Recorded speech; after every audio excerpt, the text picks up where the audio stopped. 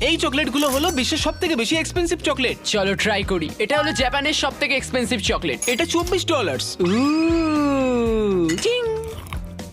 এটা সফট, আমার খুবই ভালো লেগেছে। এটা সত্যি ভালো। এটা হলো ইটালির সব থেকে এক্সপেন্সিভ চকলেট বার। এটা অনেকটা বড়।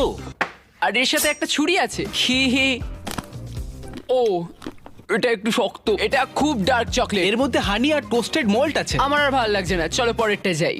এটা হলো ইকুয়েডরের সব থেকে এক্সপেন্সিভ চকলেট। এটা হলো $230। প্যাকেজিংটা খুবই সুন্দর। ও, এটা সোনা। ও, এটা আমার জিনিস নয়। এটার টেস্ট একেবারে জঘন্য। আমি বেশি ক্রিম পছন্দ করি। তোমরা আচ্ছা। জানো কোনটা ক্রিমি?